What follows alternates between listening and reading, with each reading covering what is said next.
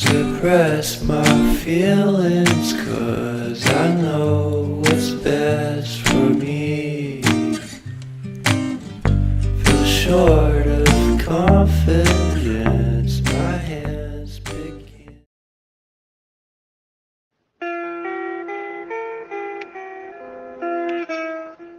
Bienvenidos al canal El Riego del Cinismo.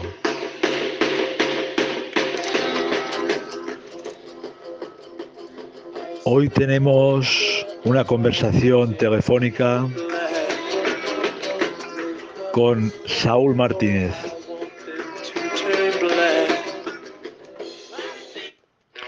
Un conocedor del Tantra, de las tradiciones orientales, de la India, del budismo, del Advaita, conocedor de la psicología, la psiquiatría. Bueno, en definitiva, un conocedor de nada, porque quien conoce no te conoce. Bueno, contacté con él ayer y ahora me llamará. Ha estado en la India muchos años, ha conocido a grandes maestros. Bueno, y hablaremos un poquito de lo que surja, porque no tengo agenda ni pregunta que hacer, simplemente lo que se dé. Espero tocar un poco el tema del Tantra, que la verdad que no me ha interesado nunca, pero no se ha hablado nunca en el canal. Y bien, a esperar la llamada y a dialogar y bueno, a experimentar un poco este cúmulo de sensaciones que aparecen aquí en la vigilia, que es un estado más y ya está. Un estado más que aparece en eso que somos.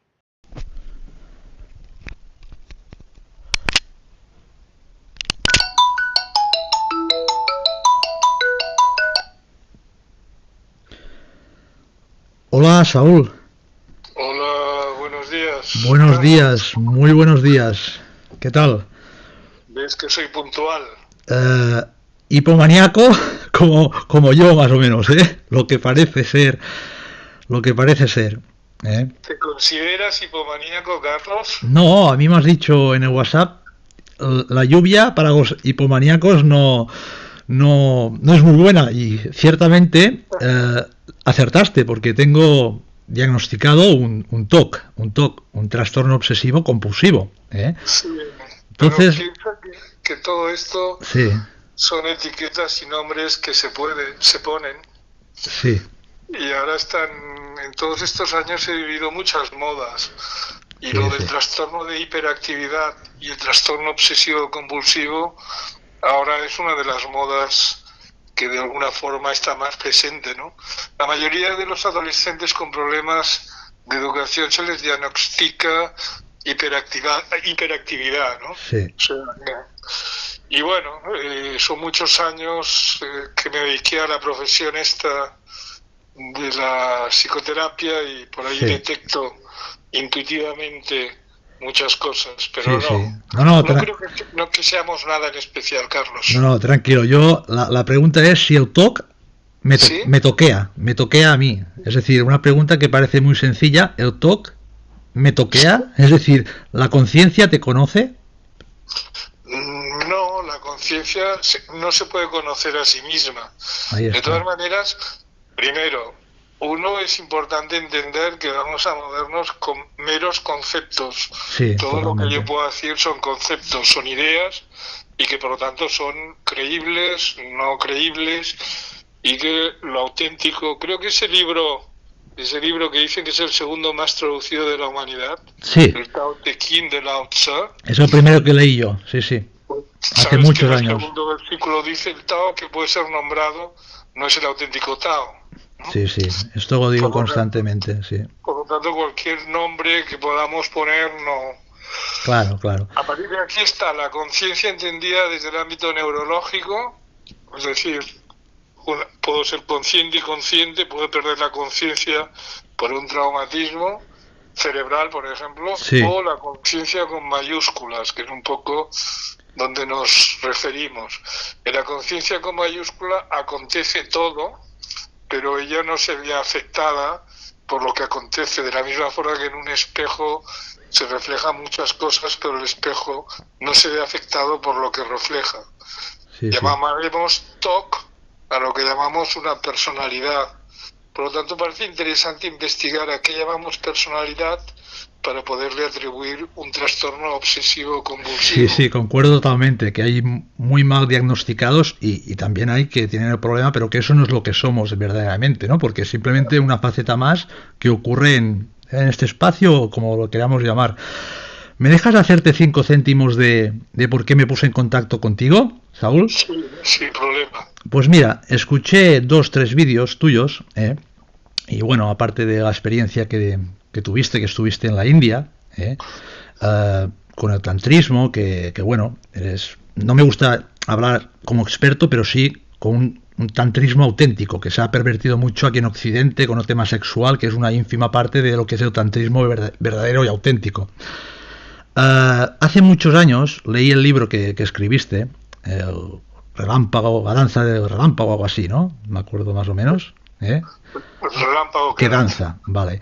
Y lo leí así un poco, está muy estructurado y tal, y has estado en la India mucho tiempo, luego también conociste a Antonio Blay, y escuché la entrevista que te hacían, que también tuviste un contacto y una experiencia muy profunda con Papaji, cuando Sí. Blay lo llevó a Barcelona, y tú eras muy pequeñito en unas escaleras, creo recordar, y entonces dijiste que esta experiencia te marcó tanto que siempre has como buscado repetir esta experiencia, más o menos así era lo que escuché.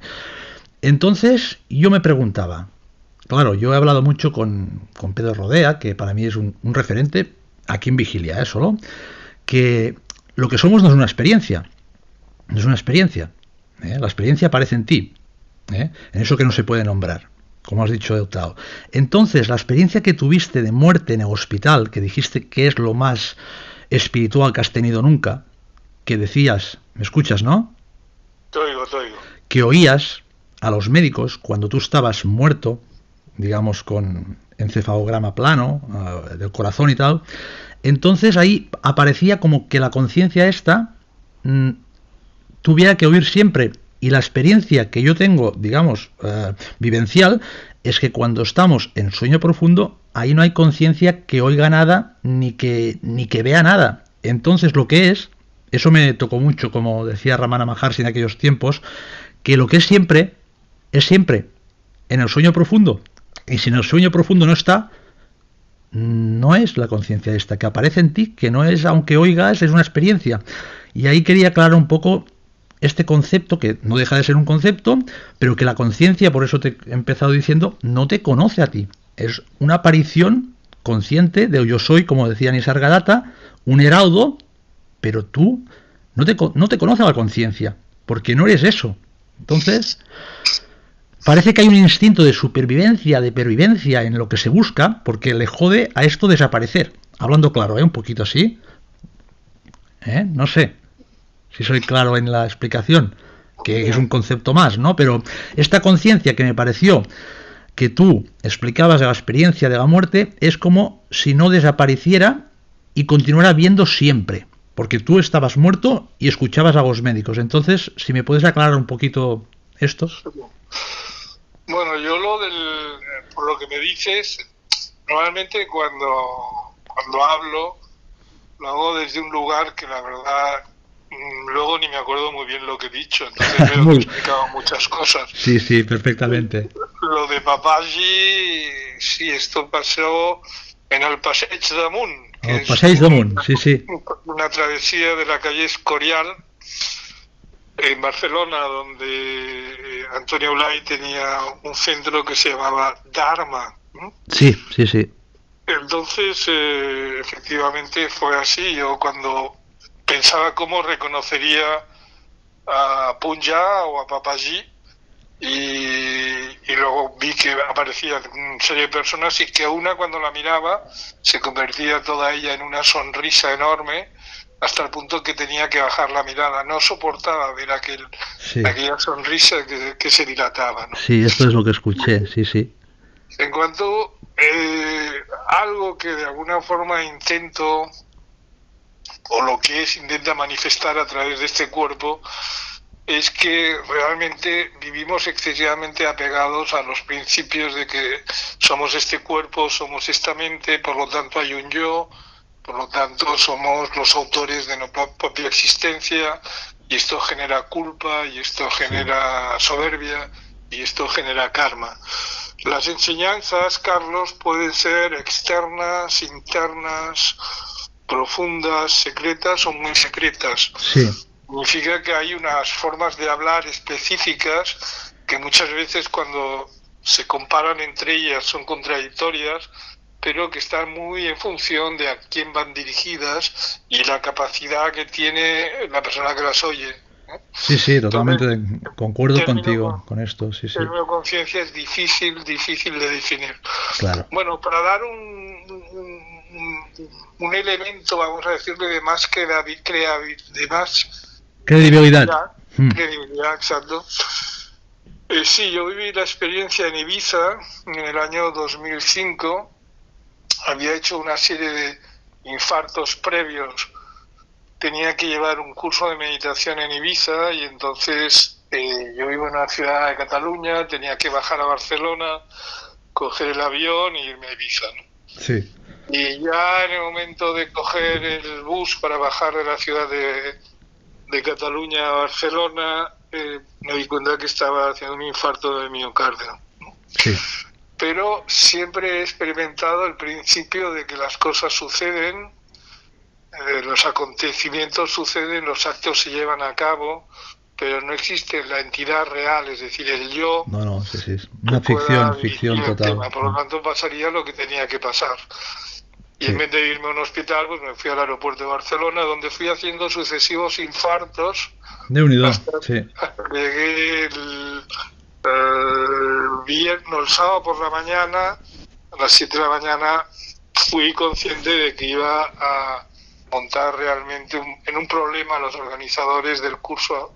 Me esperaban 50 personas en un convento para llevar esta meditación el fin de semana.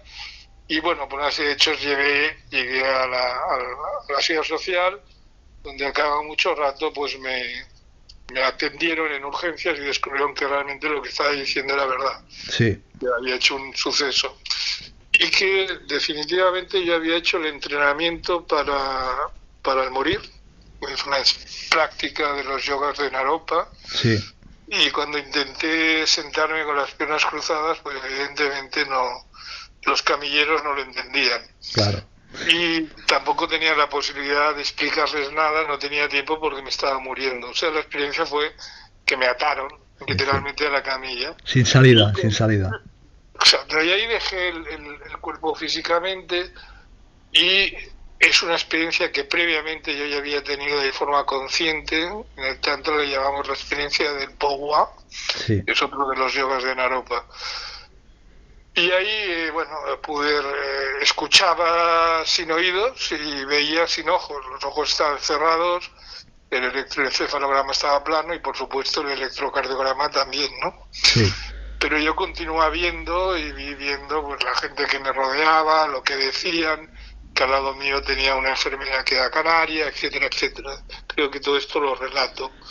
El caso es que luego, a cabo de muchos años, me pareció oportuno para quitar ansiedad a las personas delante de la muerte. Yo había hecho durante 11 años de acompañamiento psicoterapéutico a enfermos terminales, sí.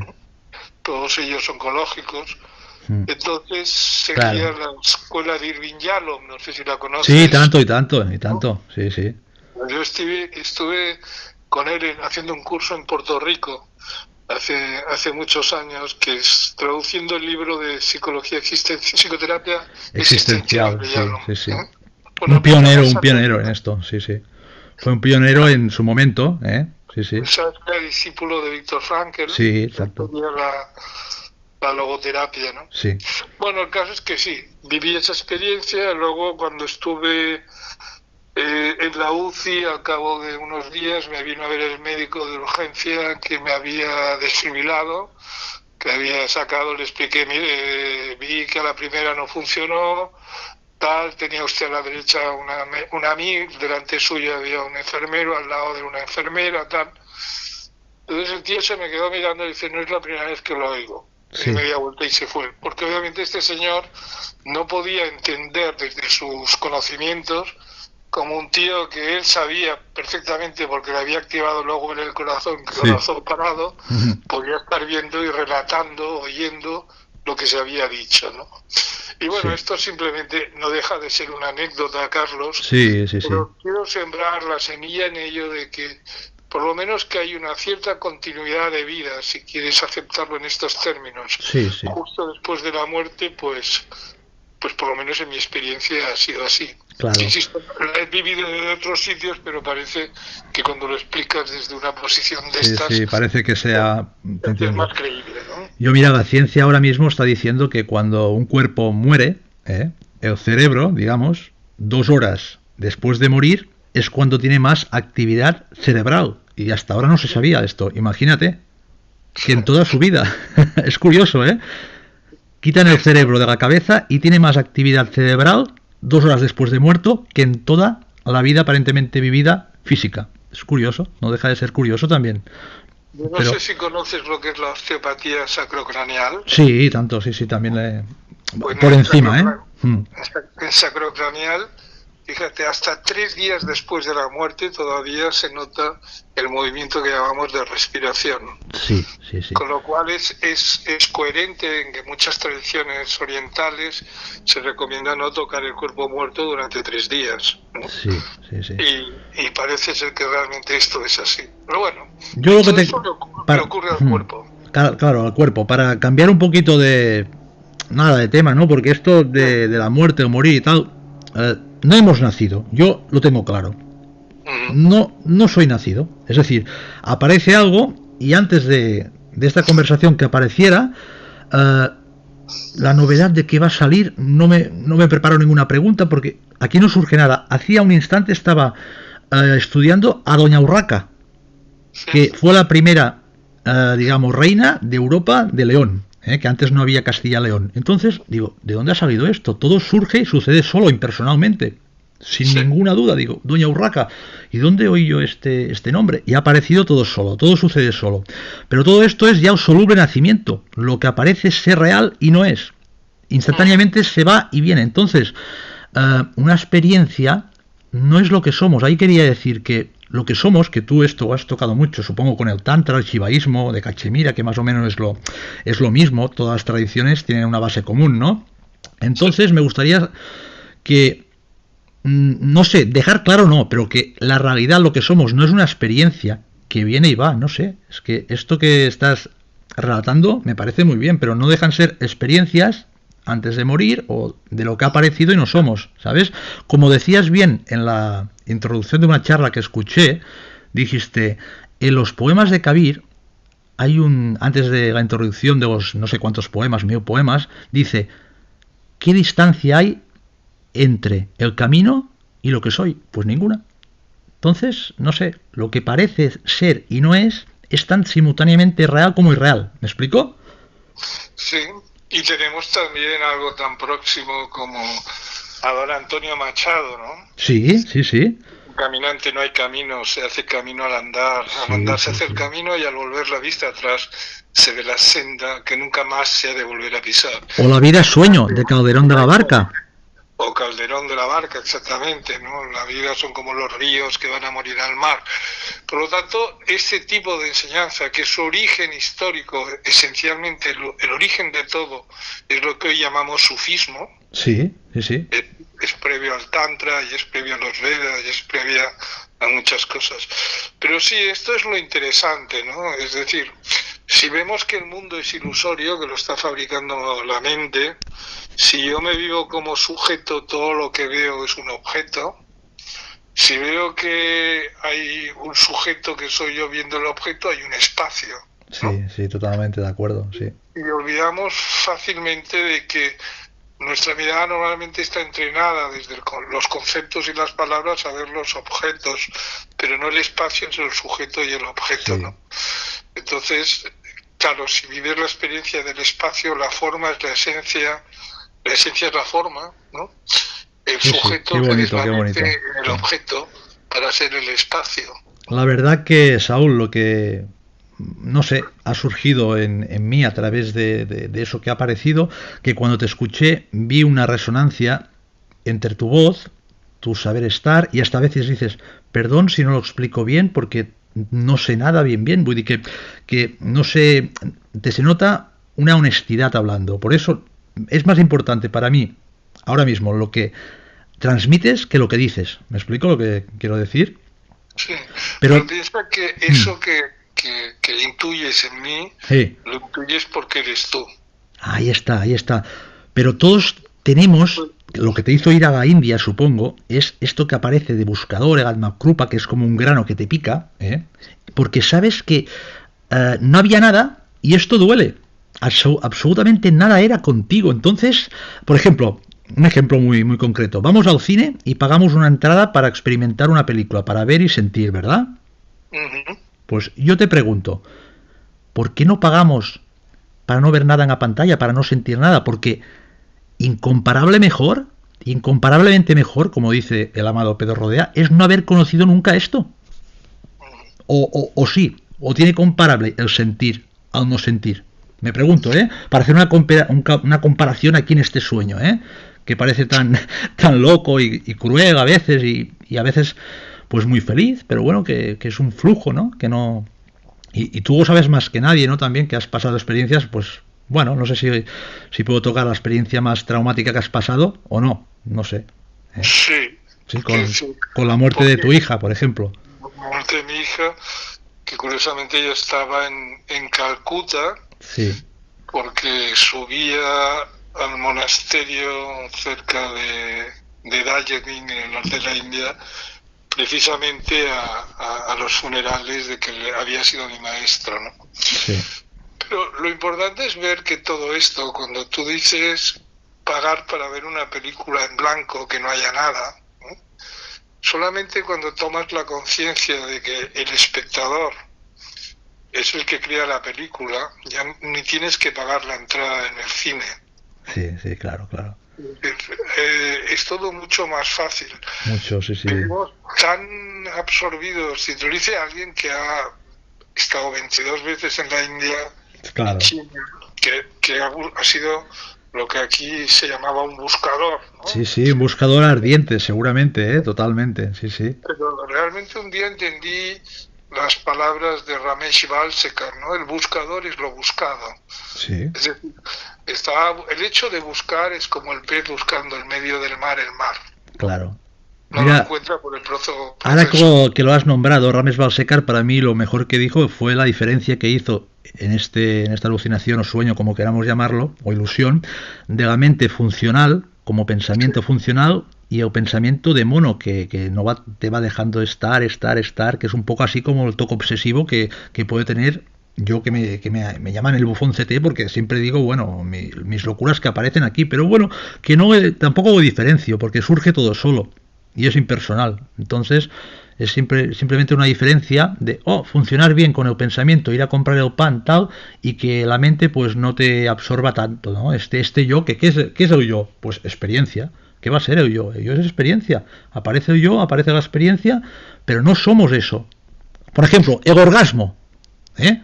Tú que Sí. entiendes de tantra y sabes de tantra y has experimentado, ¿te orgasmea?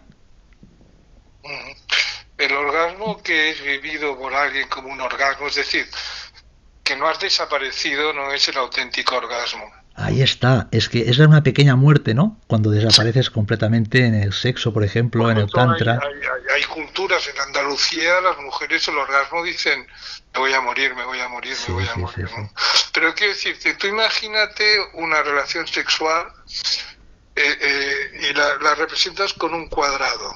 Sí. Esto es una representación en que, diríamos, un lado del cuadrado está enfrente del otro lado del cuadrado. Hay una distancia. Sí. Luego esa representación sexual puede representarse como un triángulo. La base son dos que acaban en un orgasmo final, que es la cúspide del triángulo, ¿no? Luego lo puedes representar como un círculo. Aquí ha desaparecido el uno y el otro. No hay ni cúspide ni arriba ni abajo. Sí. lo más interesante es que todo esto lo has dibujado sobre un papel o sobre la arena o sobre... Lo interesante del círculo es que te permite vivir cuando no existe el otro ni tú, que eres el círculo, el contenido del círculo y la parte exterior del círculo. Sí. El espacio que decíamos antes, ¿no? Sí, lo que acabas de decir es muy importante. Esto recuerda a Osho cuando decía hacer el amor con uno mismo, porque todos tenemos una parte femenina y masculina, que finalmente no necesitas nada externo, aunque ya no haya nada externo ni interno, porque tú ya, digamos, eres completo, ¿eh? Pero bueno, esto ya es algo que tampoco conozco muy bien. Y mira, ayer le dije a una chica, en la piscina, en la sauna, le dije, mira, voy a hablar con Saúl y tal, y nada menos está estudiando Tantra aquí en Occidente. Digo, bueno, le preguntaré sobre el Tantra, yo no entiendo nada. ¿Puedes dar algún consejo de quien se inicia un poco en el Tantra, si aquí en Occidente se puede estudiar, comprender, o alguna indicación? Bueno, detrás de la palabra tantra tendríamos que entender que hay muchos tantras diferentes. Sí. Incluso hay quien los ha dividido en tantra rojo, tantra blanco, tantra negro, etcétera, etcétera, ¿no? Sí. Pero la esencia del tantra, obviamente, encontrarla está más en el tantra tradicional que no en el neotantra. Yo estuve un tiempo viviendo en un ashram, sí, en un pueblo en la provincia de Tana, en la zona de Bombay, que estaba cerca de Pune, y cuando iba a Bombay tenía que pasar por Pune, y esto me permitió en su momento conocer a Rajneesh antes de que llamara a Osho. Sí, sí, sí. Conocí a Rajneesh. Rajneesh, sí. Desde un punto de vista antropológico me pareció magnífico cómo desculpabilizaba por el tema de la sexualidad a tantos occidentales. Había muchas alemanas, australianos, americanos, sí, ¿no? Pero pocos franceses o latinos. Bueno, el tantra es complejo. Claro. Hay formas de acercarse al mismo. Y yo diría que se ha sobrevalorado en el tantra la parte sexual, porque el tantra tradicional trabaja con la energía sexual, no con la sexualidad. Sí, sí, sí. Y esa energía sexual se trabaja como una forma de búsqueda de un estado de conciencia alterado, que es la activación de Kundalini, que es lo esencial en la práctica y en la mayoría de las tradiciones, ¿no? Sí. Y lo que se pretende es ascender esta energía sexual. Por ejemplo, nosotros en el tantra tradicional hay que empezar siempre trabajando desde las tatuas. Sí. Entender su significado, y además hoy en día puedes bajarte una aplicación en el móvil que te dice en este momento qué tatua está más activa y cuál menos, ¿no?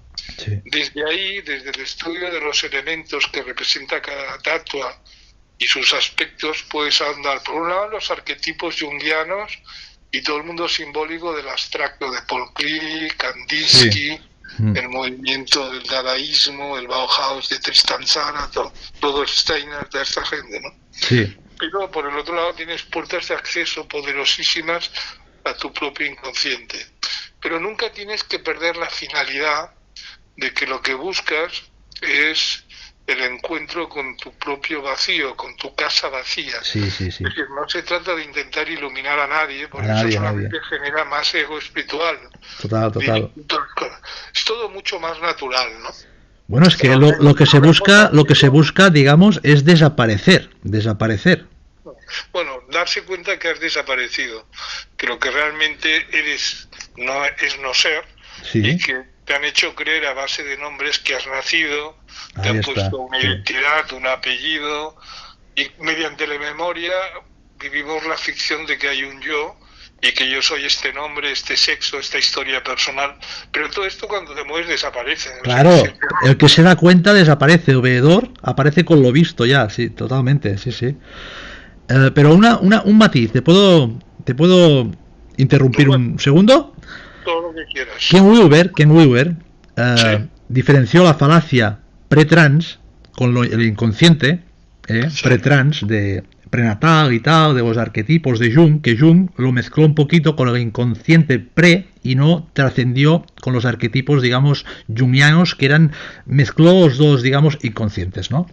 Y esto a mí me llevó a una búsqueda más intensa de decir, trans, ¿qué quiere decir? Trans, finalmente, lo que apareció en mí es que todo esto de trans y pre, de esta falacia, y de los arquetipos de Jung, que fue un innovador en su tiempo, digo en su tiempo y solo está el ahora, simultáneamente en el no tiempo que ha aparecido, ¿no? Y ahora por eso digo esto.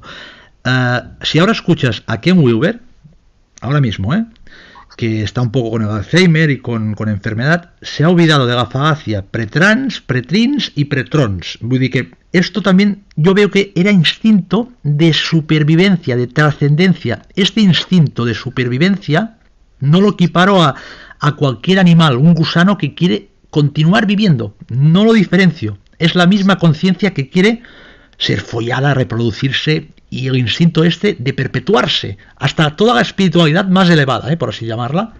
¿Me explico? Sí, sí, sí. ¿Qué dirías tú a eso? No sé, porque es que claro, no sé, ¿qué dirías tú a eso? Porque claro, todos buscamos algo porque hay una ansia que aparece, y esta ansia no somos nosotros. Es que me hace reír porque esta ansia aparece, pero no somos eso. Entonces la ansia busca desansiarse con el tantra, lo que sea, para dejar de sentir, que es una maravilla dejar de sentir, pero coño, esto aparece y no te puedes suicidar si no está en el ADN o yo que sé, en el destino aparente, yo que sé.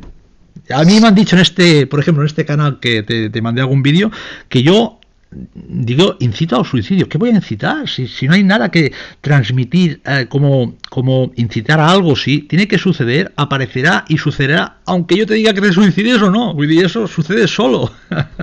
Y me quería cerrar el canal porque, bueno, decía que, claro, hablar del suicidio está muy mal visto, ¿sabes? Sí, lo que pasa es que las personas que te querían cerrar el canal no han leído la psicología, la filosofía existencial de Jean-Paul Sartre o de Albert Camus, claro, que entienden que la única libertad que tiene el ser humano es de suicidarse. Sí. Esto puede ser real o no, pero quiero decir que lo que es cierto es que uno puede realmente, no sé por qué esta obsesión por mantener la vida al coste que sea, o concuerdo perfectamente, concuerdo.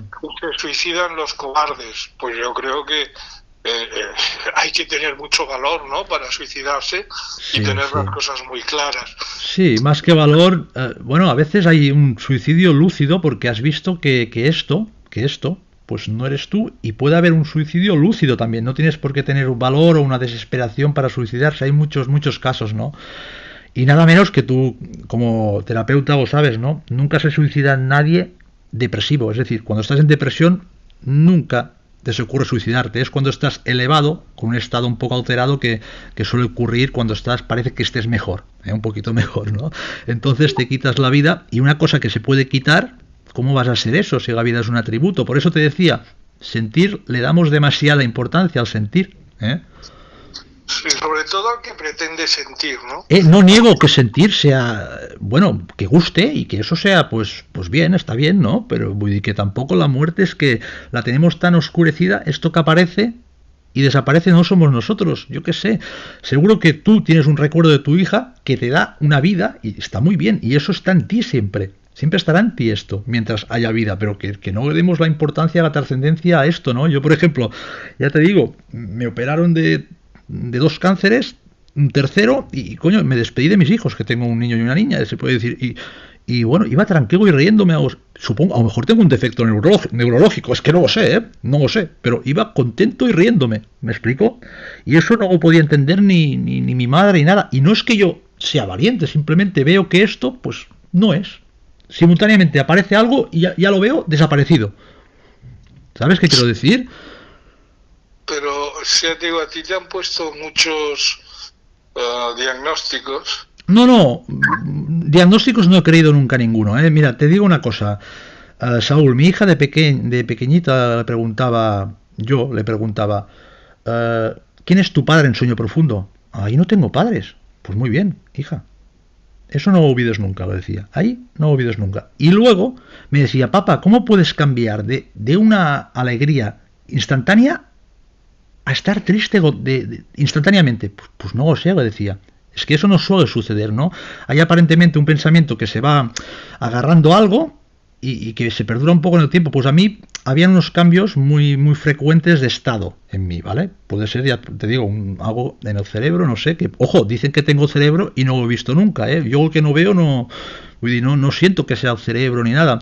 Y el no sentir, no tiene parangón al sentir, porque el sentir es una búsqueda de algo que crees que te falta y no te falta nada, aunque sientas, no te falta nada. Bueno, porque sentir lo confundimos con la añoranza. Ahí está, sí. Antes de tener yo, el yo aparece sobre los 2 años y medio de vida en las niñas y el 3er año de vida en el niño, que es cuando se empieza a hablar utilizando el pronombre personal ya. Sí. Yo, antes hablamos en tercera persona. Ahí hay un estado de fusión y de plenitud, que es lo que de alguna forma genera el resto de la vida, la voracidad del yo. Total. Intentar encontrar esa plenitud que antes no existe. Pero quiero decirte algo. Qué bien explicado has dicho ahora, a partir de los 2-3 años, que muchos dicen que es a partir de los 7-6, que ya viene un ego fuerte, que ya no es lo mismo, pero en fin. Cuando se empieza a utilizar el pronombre personal yo, sí. Ese es el momento. Noam Chomsky en esto nos da muchas pistas, ¿no? Sí. Pero lo que te quiero decir, Carlas, digas. Que hay algo importante. Mira, siempre has vivido con un sentimiento de culpa, consciente o inconsciente. Seguramente, aunque nadie hace nada, a lo mejor tengo un sentimiento arraigado de culpa y seguramente, sí, puede ser. Eso no. Entonces, lo que yo te invito es que un hombre que reflexionas como tú, que entiendas que la culpa es una fabricación artificial, es una construcción de la sociedad. En el mundo musulmán, según qué relación tengas con una mujer o una mujer contigo, es digno de ser culpabilizado, a lo mejor en el cristianismo no.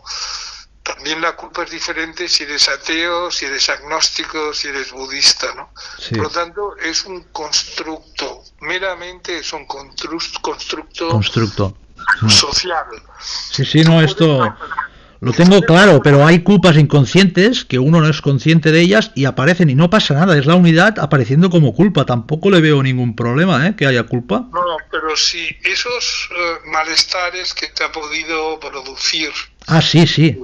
propiamente, seguro, eso sí. Entiende que la base de tu ansiedad, la base, en catalán se llamaría neguit. El neguit, la ansiedad en general, no a base de mi ansiedad, de esta ansiedad que aparece en pues uno. Esto es por un lado motivo de búsqueda. Sí. O sea, agradécele porque imagínate que viviéramos todos en el paraíso en estos momentos, en pelotas, sí. Ni frío ni calor, excepto lo de la manzana. Podemos hacerlo todo. Estoy seguro que sin esta ansiedad no hubieras ido nunca a la India. Exactamente, o sea, nada evoluciona, la vida se desarrolla y crece porque se tiene que adaptar cada vez a condiciones más difíciles. Sí. Lo aparentemente problemático es el motor de muchos procesos, ¿no? Sí. Pero lo que te quiero decir es esto, ¿no? Que ahonda en ese sentimiento de culpa. Sí, ahondaré ahí. Un sentimiento que tienes arraigado. Lo que dices tú, me encanta que lo veas, porque yo en mí, pues no lo parezco ver ahora, pero esto me lo apunto y voy a indagar ahí, en este sentimiento que puedo tener de culpa no reconocido. Ahí estamos. Pues mira, el regalo que me has hecho es este. Te puedo dar pistas si quieres. Sí, dame alguna pista, si tengo una pista ya. Biográficas tuyas. Perfecto. Para entender un poco. Y no me conoces de nada, dices biográficas mías, pero está bien. Sí. Si tú y yo somos lo mismo. Exacto. ¿Cómo no voy a conocerte? Total. Pues dame pistas biográficas de la no biografía del que te habla. Entonces tú has desarrollado en el terreno que estamos hablando ahora, no podemos hablar en términos morales, porque la moral es un concepto religioso y por lo tanto es un concepto y algo subjetivo. Decíamos que cada religión, cada creencia tiene su propia moral, por lo tanto no nos sirve, hemos de ser un poco más universales. Sí. Y lo que más nos acerca a todo esto es un principio filosófico, nos acerca, no es que sea exactamente... Sí, te entiendo. Y el principio filosófico es la ética, ¿no? La ética. Entonces, en cuanto a la ética, si la estructuramos ahora desde un punto de vista neuropsicológico, podemos hablar de una ética de personas que viven muy dirigida su mirada hacia la conducta de los demás. Sí. Esto se llama ética heteroscópica, hacia afuera, ¿no? O personas que constantemente viven con una especie de vista interior, de diálogo interior, porque está constantemente siendo un juez o un fiscal de sí mismo. Sí, Eso lo sí. llamamos autoscópico, ¿no? Y también esto pues puede dar, se puede ser más tolerante o más rígido, ¿no? Claro. Entonces tú serías una persona rígida, autoscópica. Eres una persona en lo más íntimo de ti mismo, excesivamente juez, excesivamente fiscal, con lo que sientas, piensas, has hecho o has dejado de hacer. Es por eso que para ti es tan terapéutico que entiendas que tú nunca has sido el hacedor de nada, ni el responsable de nada, ¿no? Qué liberación. El sentir esto es la liberación ya, sí, sí. Es que es así. Todo lo que te estoy hablando, además, da paso al sentimiento de culpa inconsciente. ¿Qué quiero decir? Si tú sabes algo de que consideras que no lo has hecho bien, puedes redimirlo, ¿no? Sí. Pidiendo perdón, rezando, yo qué sé. Pero si es inconsciente, si lo desconoces, ¿no? Sí, No puedes redimirlo. claro. Entonces, lo que alimenta tu inquietud mental es el sentimiento de culpa inconsciente que se da porque eres una persona muy rígida contigo misma. Totalmente de acuerdo, totalmente de acuerdo. Muy rígido contigo mismo por vivencias biográficas a nivel familiar que has tenido. Sí, seguramente sí. Saúl, ¿y tú crees que puede haber una interpretación sin que yo se interponga y desarraigar estas culpas inconscientes? Es decir, porque si se interpone yo, ya estamos en el círculo de la nube que no sale de ahí. ¿Me explico, no? Sí, porque la psicoterapia y muchísimas cosas que pretenden, todo se hace a partir del yo. Lo refuerzan. Claro. Entonces, de lo que se trata es descubrir esto.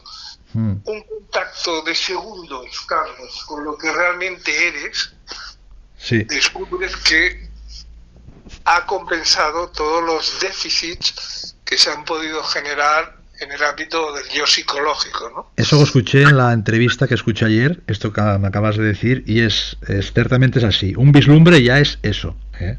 Que se mantenga o no, bueno, el vislumbre ya es eso, ¿eh? Que bueno, no suele mantenerse si no hay una estabilidad en eso que ya eres, que ya lo eres, que no hay distancia, pero suele venir la mente y lo intercala todo y lo entremezcla, como decía Ramana Maharshi, un nudo de mental, ¿no? ¿Eh? Sí. El despertar a la conciencia con mayúsculas es la visión de la realidad con mayúsculas, ¿no? Sí. Y este no es un lugar al que podamos llegar, no es un logro que No. podamos conseguir, tampoco es un objetivo que se pueda alcanzar. Y Saúl, ¿tú estás de acuerdo, Saúl, en tu experiencia, que lo que somos ni despierta ni duerme? Es decir, lo No. que somos no puede despertar ni dormir, porque lo que duerme despierta, y lo que, me explico, ¿no? Y al revés, Sí. que no duerme y despierta, lo que somos lo somos y punto. Ni tiene antes ni tiene después. Claro, luego Rafa Millán en la entrevista te dice, es que no separas lo relativo de lo absoluto, para mí no hay esta separación, por eso Advaita es no dos, ¿eh? No hay esta Exacto. separación. Lo que sí te quería comentar, a ver qué opinas tú, que esto lo entiendes ya para finalizar. En Advaita yo siempre lo he visto un poco desarraigado de esta energía de Gasakti, porque dice, el mundo es una ilusión y es como si fueras algo estático. Entonces el chivaísmo de Cachemira lo veo mucho más integrador con estas energías que ya vienen de lo absoluto y que son lo mismo absoluto. En cambio Advaita es como si, queriendo llegar al mismo lugar que ya somos, escindiera el mundo en dos partes, aunque diga que es no dual. Es decir, nada existe, pero bueno, finalmente Ramana Maharshi decía, Brahman es real, el mundo es ilusión. Y finalmente decía, el mundo es Brahman. Tampoco es que esté tampoco tan escindido, pero ¿no ves esta diferencia entre el chivaísmo y el Advaita Vedanta? Sí, porque, bueno, sobre todo lo que es el saivismo de Cachemira clásico, ¿no? Sí. Yo hice una traducción con comentarios del Vijnana Bhairava Tantra. Ah, pues mira, me lo descargaré si puedo en PDF porque me interesa. Leí el libro de los secretos de Osho que hablaba de Lo que pasa es que, de Bhairava Tantra. digamos, yo lo hago. Osho de forma genial hace una lectura del Vijnana Bhairava. Sí, con ejercicios y prácticas. Yo lo hago más, diríamos, una lectura, una interpretación, vamos a decirle, más tradicional. Tradicional, En este sí. periodo de los conceptos. Te lo enviaré. Qué bien, ya que tenemos el WhatsApp, te sí. envío, te envío el PDF. Qué perfecto, mira, me gusta, porque ya te digo, esto que me has dicho de la culpa me ha sorprendido, ¿eh? Porque me llama despreocupado tal, y a lo mejor hay culpas inconscientes ahí que tengo retenidas y aún tienen que descargarse. Pues esto me ha gustado mucho. Y lo que sí te voy a comentar, Javier García Campayo, psiquiatra, que ahora está mucho con la deconstrucción de Hoyo y estas técnicas, que tú has estado con él, que escuché la última conferencia, bueno, que tú estabas hablando ahí solo y tal, te puedo decir que García Campayo está muy bien, un psiquiatra perfecto, una nobleza, se le ve, pero con esta deconstrucción del yo, es decir, que ahora dice las técnicas de deconstrucción del yo, cuando yo no está, aún aparece este yo soy, la vida que quiere continuar. No se trata de construir un yo, sino que el yo es una parte funcional más, ¿no? ¿Por qué hemos de construir un yo? A ver, si el yo es funcional y es una parte más de esto que surge, ¿me explico? Sí, pero esa deconstrucción del yo es otra construcción. Ahí está. Eso es lo que no dice él. Que esa deconstrucción del yo es como decimos, me se ha ido la historia de mí. Esto es otra historia. Es mucho más simple, es mucho más natural, no se accede por una técnica, no se accede haciendo ni dejando de hacer, ¿no? Sí, así ¿cómo lo explicarías tú que conoces a Javier, ¿no? Que está mucho en las técnicas de construcción, pero para mí no es una técnica, con ninguna técnica que use el yo va a deconstruir el yo. Sí, porque, bueno, claro, evidentemente hay que ponerle palabras a las cosas. Claro, sí, también lo dice él, sí. Y también, a mí me parece un gran intelectual y seguramente un buen psiquiatra. Sí, no, seguramente, sí. El mundo de la psiquiatría lo he vivido muy de cerca durante muchos años, incluso estuve trabajando en un hospital psiquiátrico en los años 70 y pico, ¿no? Sí. Entonces, es un mundo que conozco y que no ya en la antipsiquiatría de Ronald Link, sino en la... Antipsiquiatría y tanto, Ronald Link, lo leí mucho en mis tiempos. Sí. Mira, a mí me gustaría acabar diciendo dos cosas, Carlas. Vamos ahí, venga, sí. La primera es precisamente los hospitales psiquiátricos donde antes se trataba el llamado enfermo mental o loco de atar. Sí. Un día me gustaría hablarte de los nudos. Pues sí, un día si quieres hablamos de los nudos. Del atar y del desatar. Pero bueno, donde antes estaba lo que se llamaba el loco de atar, sí, había un nivel de incidencia oncológico mínimo. Ya. En los hospitales psiquiátricos, estadísticamente, hay muy poco cáncer y cánceres terminales. Sí. Una cosa que podemos extrapolar cuando se ha generado un trastorno psicótico grave es que el sentimiento de culpa desaparece. Sí, totalmente.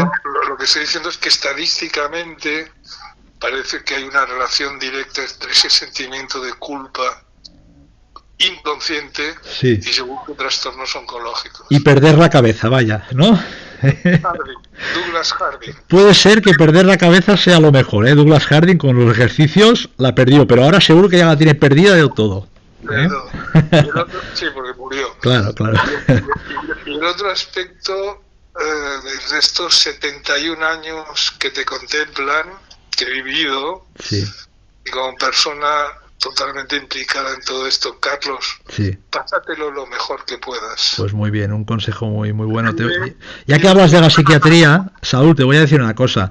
Si se suele inventar un medicamento, patentar, se receta y luego se diagnostica la enfermedad, no en todos los casos, y luego con la patente ya ha dejado de funcionar, pues se inventa otra enfermedad, el medicamento ya no sirve y hay una industria farmacéutica que tú ya conoces y conocen todos. ¿Y cuántos niños son diagnosticados de trastornos maniáticos y tal y los medican ya con 4 o 5 años?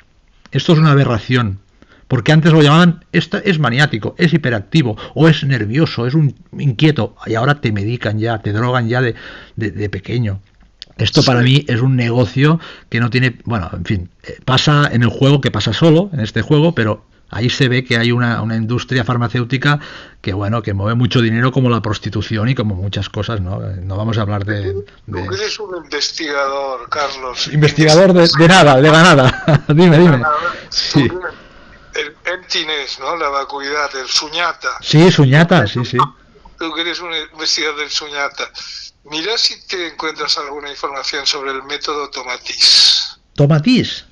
Tomatís. Pues mira, me acordaré porque viene de tomates, tomatís. Sí, pues muy bien, la vacuidad. Mira. Un método que yo estudié hace tiempo en París, hace muchos años. Sí. Y verás que es un método, bueno. Sí, ¿me oyes? Te oigo. Un método, sí, decías. Psicoterapéutico que se utiliza frecuencias musicales. Ah, está muy bien, porque a mí la música, soy un fan de Elvis y escucho Elvis constantemente, porque su voz ya de pequeñito, bueno, me embelesó, ¿sabes? La voz de Elvis, las múltiples voces, a mí, bueno, me llevan a algo que no soy yo y desaparezco completamente. Eso significa que si hacemos una audiometría de tu escucha, es que estás muy abierto a la frecuencia en hercios de la voz de Elvis, y a lo mejor implica que estás cerrado por un acto defensivo a otra. Seguramente estás cerrado a una voz más femenina, más maternal, ¿no? Pues puede ser. Pero todo depende del mensaje que nos llega desde ahí. Ayer escuché a Mario Sabán hablar de la sonoterapia con alguien de la sonoterapia, de estos sonidos, vibraciones que, bueno, que tranquilizan y van muy bien, pero bueno, que esto no dejan de ser experiencias, te repito, por más sutiles que sean. Sí, no, eso era como una alternativa defensiva ante el exceso de medicación y hiperdiagnósticos de niños y trastornos, o sea, la existencia se ha convertido en algo diagnosticable, ¿no? Claro, ya ha evolucionado mucho la psiquiatría y la psicología, pero también ha evolucionado mucho la industria farmacéutica, y claro, esto es un negocio que hasta se dan viajes si un medicamento o recetas más que otros. Ahí hay, a ver, que no hay una psicoterapia profunda, en casos sí, ¿no? Pero que lo más fácil que es medicar. ¿Lees en francés, Carlos, tú? No, en francés no. No, el francés para mí es algo más sexual, no tántrico, pero bueno, ya me entiendes, ¿no? Bueno, puede ser muy tántrico también. Ah, también. Piensa que la lengua es una lupa que aumenta por 100 las sensaciones. Yo catalá o castellà, ¿sabes? Y ya está, ya me basta porque no tengo más capacidad para más lenguajes, ¿eh? Pero ahora te hablo de la lengua física, como órgano. De acuerdo. Que es lo que aumenta bueno, si has tenido una caries te habrás dado cuenta que parece que tengas un volcán en el diente o en la muela, y cuando te lo sacan descubres que es algo muy ínfimo y pequeño, ¿no? Sí. Que el francés, que es el nombre que le damos de alguna forma a la felación, pues que la lengua es especialmente importante en el tantra, ¿no? Está bien. Cómo la colocas en el paladar y los trabajos que se pueden hacer con ellas, ¿no? Sí, yo con Ramiro Calle tuve alguna conversación y me habló que no se tocan las energías sutiles y tal, pero bueno, esto no me ha interesado nunca, esto de las energías, como Reiki y el yoga de Ramiro y tal. Ramiro Calle, que es un pionero aquí en España, me encanta cómo habla y tal, ¿no? Porque bueno, se ve que tiene bueno, ya me explico, ¿no? Una experiencia y tal, pero no me resuena, y fue el primero que escuché, ¿eh? Y en cambio contigo resueno. Es como, no sé si conoces, vaya, porque está vivo, a Rafael Redondo Barba, que te mandé un vídeo. Pues no lo conozco, me suena mucho. Sí, mira, ahora tiene como Alzheimer y Lela y tal, y pues me dijo otro día la espiritualidad, que te voy a preguntar como última pregunta, ¿de qué te ha servido, Rafael? Porque es maestro zen, de Willy Jagger, distinguido y tal. ¡De nada!, me dijo. Coño, me quedé así. De nada, me dijo. Vacíate y tal. Y ahora que se puede decir, a punto de hacer el tránsito a la nada, pues le ha aparecido otra vez Jesús, el cristianismo, que ya lo tenía olvidado. No cristianismo, no me gusta esta palabra, me dijo. Es Jesús, el Cristo, porque no es cristianismo, él no fundó nunca nada, Jesús, ¿no? Y le ha vuelto Jesús, es como si lo hubiera vuelto un instinto de pervivencia en eso, no sé. Y nunca habló de esto, siempre habló del vacío, del zen y tal. Y ahora, como que ya ha perdido un poco las capacidades, o te viene Alzheimer o te viene tal, luego parece que el cerebro pues se quiere agarrar a algo, es lo que decía del gusano, que es lo mismo todo, la misma conciencia. ¿Te acuerdas, Carras, Sí. donde ocurre la crucifixión? Bueno, el cristianismo y todo esto, sí, sí, no sé, no me acuerdo ahora, pero sí, lo sé. En el Gólgota. Ahí, en el Gólgota, sí, Gólgota. ¿Sabes qué quiere decir Gólgota? No, Cráneo. cráneo. Qué bueno, Entonces, qué bueno. entonces encima de la cruz está la palabra INRI, Sí, Inri. que en profano es Jesús de Nazaret, Rey de los Judíos, y en iniciático es Ignis Natura Renovatum Integrum. Sí, Por el poder del fuego renueva tu naturaleza interior.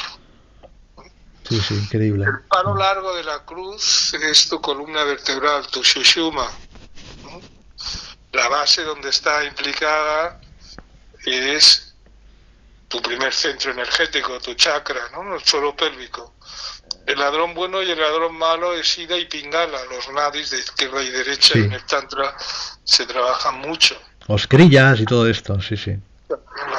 La cruz forma los 4 elementos más el elemento central, el amor-compasión, que es al final lo que es, con mayúsculas, ¿no? Sí, Por lo tanto, la espiritualidad, que siempre se ha mantenido como lo opuesto a la materialidad, si bien podemos hablar también ahora de un materialismo espiritual, sí. no es que sirva o deje de servir, es que es simplemente un nombre. ¿Servir Claro. a quién y para qué? Eso- Un nombre sirve en la medida que lo usas. Es curiosísima la vida, lo que dice Pedro Rodea, que hablo con él muy a menudo, ¿a qué sirve este mundo? ¿El mundo te ha dicho nunca que eres tú? ¿Y a qué sirve la espiritualidad? ¿A qué sirve esto? ¿A qué sirve? No sé, esta pregunta solo ya te da una parada, ¿no? ¿Por qué? ¿Quién te ha dicho que la vida tiene una finalidad? Nadie, es que no la tienen. Muchos dicen en este canal que, por ejemplo, hay un propósito y tal, porque si no es como una apatía, pero ¿una apatía para quién? Para este ego que quiere perdurar, pero cuando ves que este ego no eres tú, pues ahí hay un desahogo completo.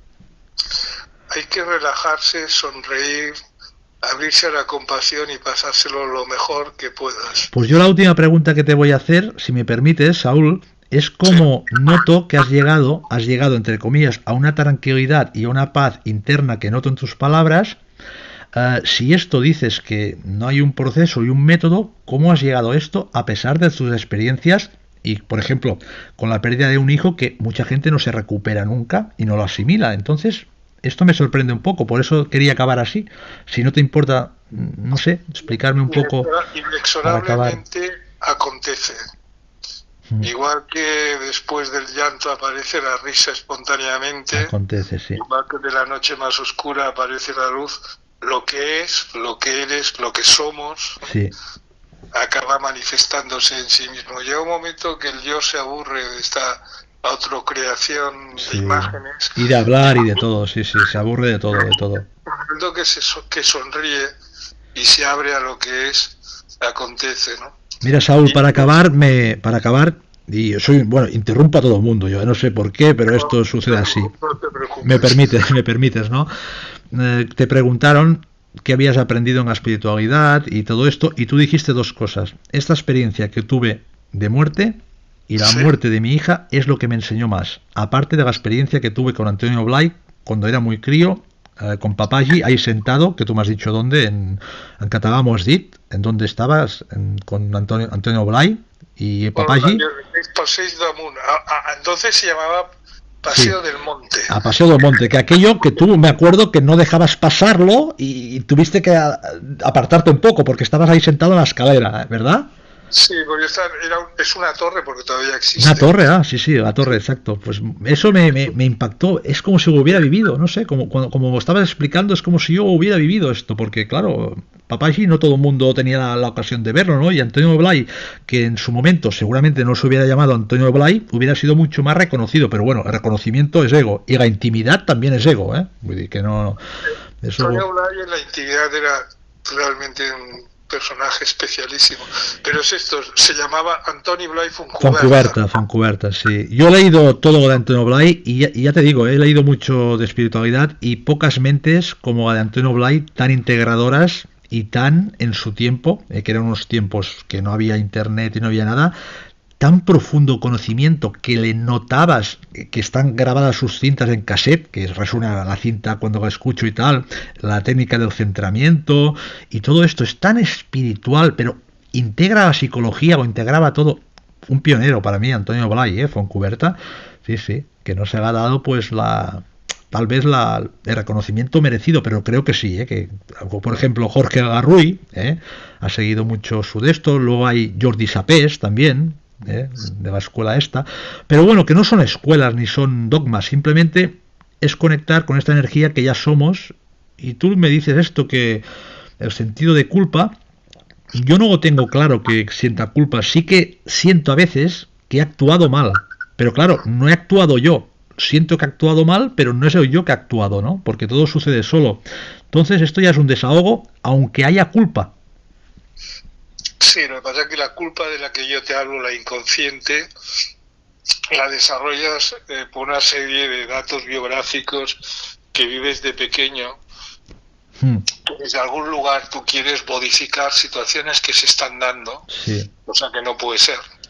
Totalmente de acuerdo, hay muchos niveles de inconsciente y muchas, bueno, incrustado, emergente y tal, pero la historia biográfica y la historia de mí, Sí. ¿te ha dicho nunca que eres tú? No sé si esto es una extinción, pero yo no veo ahí que la historia de mí me haya dicho nunca yo soy tú. Es como la conciencia, todo aparece en este flujo, pero haya historias, haya más sufrimiento, dolor, lo que sea, pues ¿y qué? Sí, hay, pero... Porque no hay mal que 100 años dure, y que tampoco lo veo tan sustancial, ¿no? No, pero por eso te digo que para entender cuando hablábamos el por qué tienes la mente activa, que a veces... Total, sí. Tienes que entender, hacer este retroceso en el plano de lo psicológico, ¿no? Sí. Cuando hablamos en este nivel, tienes que retroceder a unas vivencias familiares que tuviste, que te desarrollaste dentro de un marco familiar en las relaciones afectivas, ¿no? En las relaciones entre tus padres, en la relación sobre todo, cómo viste la presencia de tu madre, la voz de tu madre. Sí, está bien. Esto es parte del juego y parte importante, ¿no? Pero, por ejemplo, esto parece que dé a entender, Saúl, que la tranquilidad sea mejor que la intranquilidad. Y bien, acaba la charla aquí, porque los últimos 25 minutos con Saúl no se han grabado. Ha fallado el aparato, se ha roto, y ya me he deshecho de él y está en la basura. Como siempre, no es un fallo aquí, ya te digo, sucede así y punto. Hemos tocado el tema de la intranquilidad, de la indagación de esta culpa inconsciente para estar en sosiego. Le he comentado que eso también es un estado, sosiego, y por qué se tiene que cambiar un estado de intranquilidad a uno de tranquilidad, si no somos ningún estado, ni un sentimiento. Entonces, verlo, ya la tranquilidad, verla, sentirla, pues ya ves que no eres tú. No hay ningún cambio que hacer. Ya eso eres tú. Y hay que verlo, sentirlo. Y esta culpa inconsciente, pues se ve. Y bueno, bienvenida a la culpa inconsciente. Es como ver la historia al revés. Veo la historia al revés. Y que tampoco soy yo y se la veo bien tampoco. ¿Qué más da? La intranquilidad y el sosiego también son estados que no somos eso. Me ha dicho que sí. Le he recomendado un libro de Pedro Rodea, que es de Robert Wolf, traducido por Pedro. Nada, que es ayata, no creación, no originación, y es un compendio de todas las tradiciones sapienciales que trataban el ayata, Ramana Maharshi, el Advaita, el Shivaísmo, el budismo tántrico, y también en las tradiciones del Tíbet, etcétera. Y está muy bien este libro. Él me ha mandado el libro Bhairava Tantra, traducido por Saúl Martínez, que se lo agradezco. Y finalmente me han comentado que aquí tiene un amigo. Pues bienvenido, amigo, porque la amistad, como dices, es lo mejor de esta vida. Totalmente de acuerdo. Ya lo decía Epicuro también esto. Y Amigos para siempre, la la la la la la la. Saúl y el bufón son amigos y se abrazan. Le he dado 3 besos, yo también, ¿eh? Besos, no bezos, ¿eh? 3 abrazos, 3 y 3 son 6, más 6, 66, el número del diablo. Y luego hemos hecho el amor, tántricamente, sin tocarnos. Y joder, vaya, clímax. Venga, Saúl, un abrazo y... Bueno, sí, ya te lo he dicho, un abrazo, joder. Amigo, hasta la próxima si se da. Joder, qué jodienda.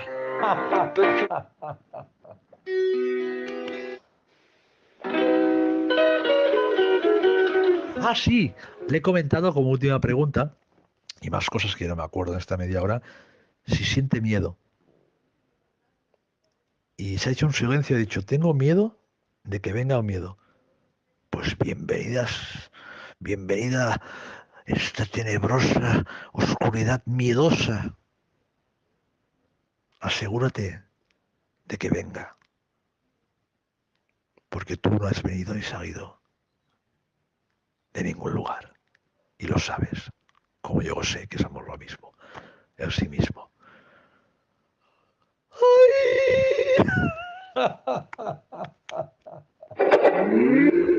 Mm.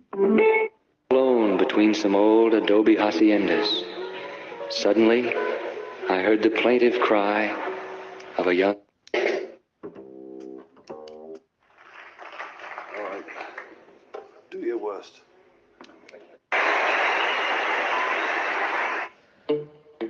Samuel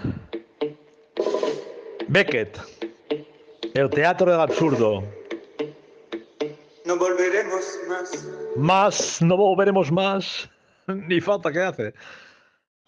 Y nada más, que he sentido un cariño muy profundo hacia Saúl, su honestidad, como he dicho, y su saber estar, se palpa en la conversación, ¿no? Y nada. Una pena que no se haya grabado toda. Hemos tocado temas muy interesantes en los últimos 25 minutos, pero bueno, aquí pasa lo que pasa, aunque uno no quiera. Y no pasa lo que no pasa, aunque uno quiera. Así es. Just